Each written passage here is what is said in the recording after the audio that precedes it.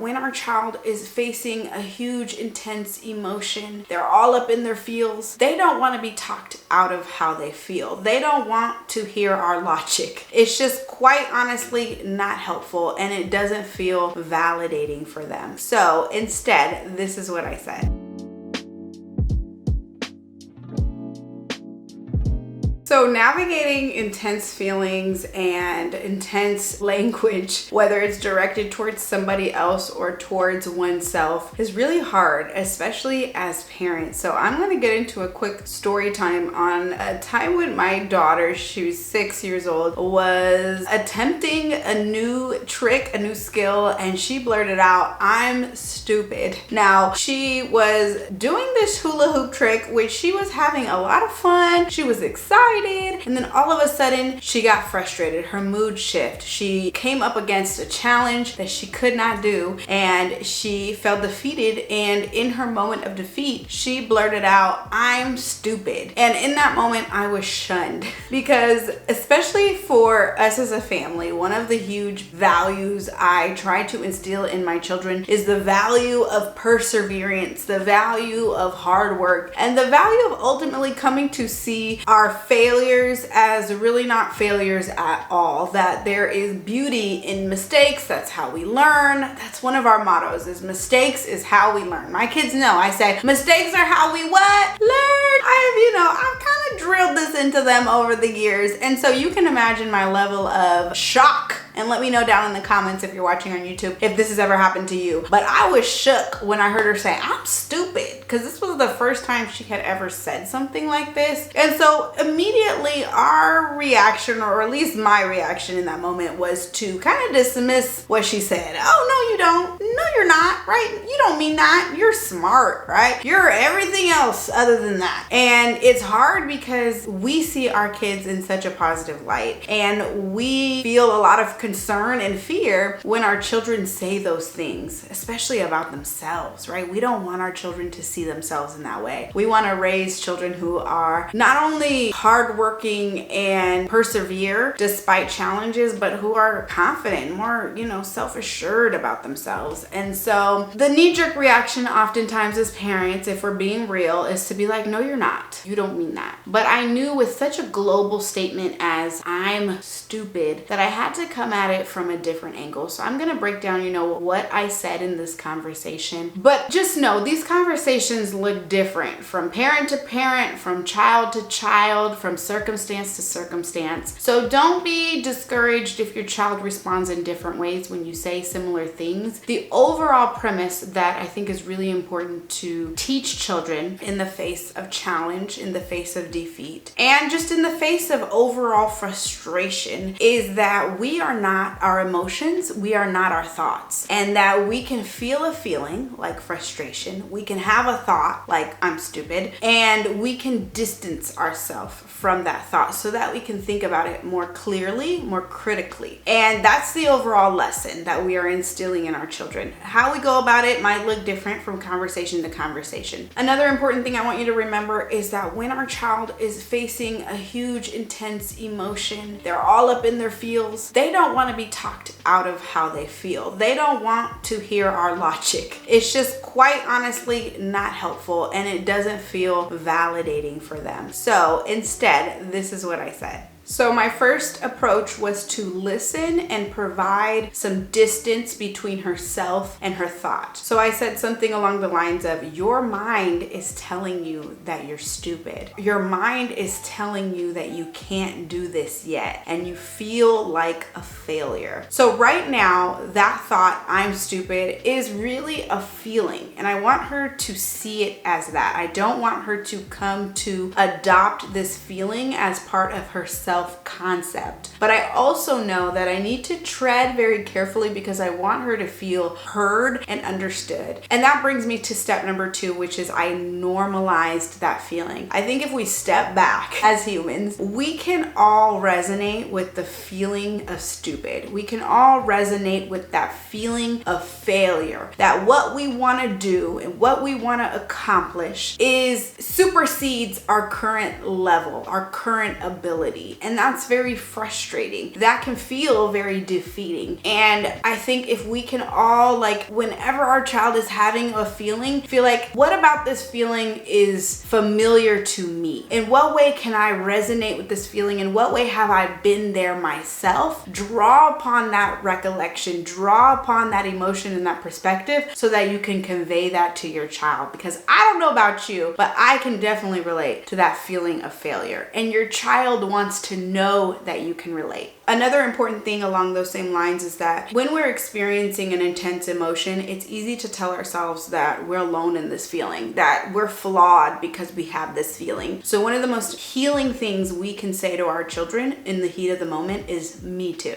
So I said something along the same lines is I can relate to that feeling. And sometimes when I'm feeling frustrated or I'm trying to learn something new, my mind starts telling me all kinds of hurtful things too. Learning new things is hard. And sometimes I'll go the extra mile if I can recollect a memory. I'll share a story of a time when I was in grad school and I was feeling very defeated, or I was learning a new skill and I wanted to give up, or I felt like a failure. You know, when it's authentic and I can think of something on the fly, I will go the extra mile to tell a story. Because again, our children want to hear the stories from us. They want to know that they're not alone and that we can relate to them. This is how we build our influence as parents. And then step number 3 is I reframe her thinking. Right now, she is thinking that because she feels frustrated in herself, that she's a failure and that she can't do it. And so what I helped her understand is actually that feeling is a sign that you're growing. Letting her know, you know, it's incredibly scary and uncomfortable to get out of our comfort zone, face the unknown, try something new, and suck at it. Right? That's not comfortable. And it takes a special kind of person to do those things. And so I'm bolstering up her confidence in herself. Actually, you're on the right track. Actually, this is a sign that you're growing.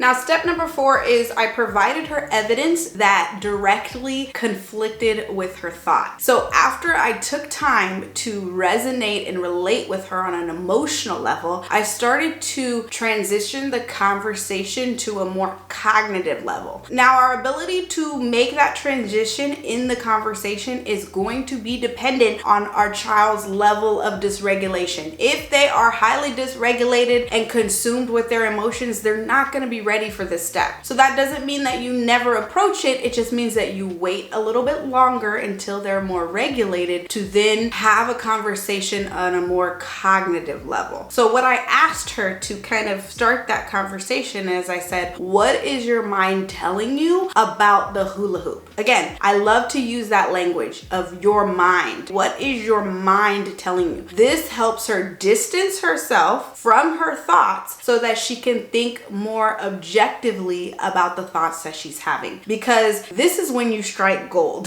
This is the crux of emotional intelligence. Being able to see our emotions and see our thoughts for what they are, to see them more objectively so that we can challenge them. Because we are not our thoughts, and not everything that we think is true or helpful. This is the theory of cognitive behavioral therapy. This is the theory of helping us understand the relationship between our thoughts, our emotions, and our actions. And so you can do this with your child. You can become a cognitive behavioral therapist, which I love that for us. So I said, what is your mind telling you about the hula hoop? To which she said that I can't hula hoop. Now, one of the things that I did, luckily I had taken a video of her just a second ago hula hooping. So I said, oh really? That's what your mind's telling you? Let's take a look at this video. Now, you might not have that visual evidence, but what you are trying to do is trying to rack your brain and think about, okay, but what is some evidence that directly conflicts with the thought, the irrational thought that they're having? So that's the general premise here. Because then I could say in a very objective way, hey, that looks like a girl hula hooping. You're doing it. And you know, she smiled and I could tell that she was hearing what I was saying, but she hadn't yet internalized. And that's okay. Remember, it is not our job to control this process for our child. We plant the seeds and then they get to decide how long this process takes for them. This could be a light bulb moment that they switch their mindset, or this could take a couple days, a couple weeks, a couple years. It doesn't matter, right? That's not our job to control the way that they see themselves. So step number 5 5, I took a break. We focused on something else. I think it's really important to remember to follow your child's lead when we have these conversations and go where they go. If they're ready to drop it, if they've moved on to something else, if it's not really resonating, the last thing you want to do is keep talking and they've tuned you out. So I took her cue, we took a break, we did something else. And here's where the beautiful moment happened. She was doing her homework, she was doing something completely different, and she just blurted out, "I don't feel stupid anymore."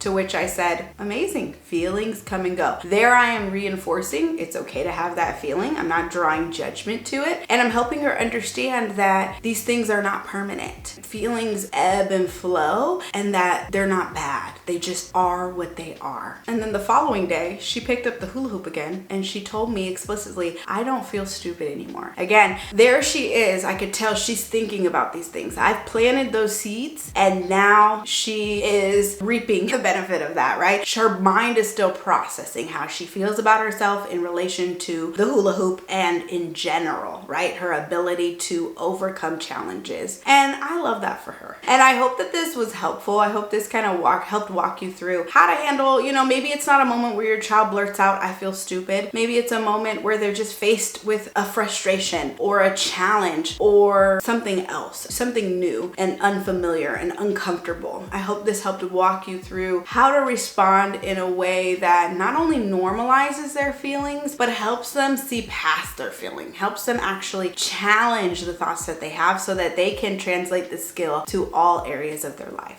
So in summary, I listened and I focused on helping her draw some distance between her thoughts. I then normalized her feelings. Step 3, I reframed her thoughts. Step 4, I helped her to find evidence that directly conflicted with her thought or belief about herself in that moment. And then step 5, I followed her lead. We took a break, we dropped the subject, and she brought it back up when she was ready to. So let me know down in the comments if you're tuning in on YouTube. Has your child ever made similar comments like that before? And if so, how did it go? What was your reaction like? And let me know if you have any other questions as it relates to this topic. And before I go, don't forget to download my free Anger and Aggressive ebook. It's going to walk you through the psychology of anger so that you can respond in a more intentional and informed way. I also walk you through the different levels of emotional dysregulation and a clear 3-step plan depending on your child's level of dysregulation in the moment, as well as mindset shifts and so much more. So to download your free ebook, go to themomspsychologist.com/ebook. That is it for this episode. I'll see you in the next one. Bye.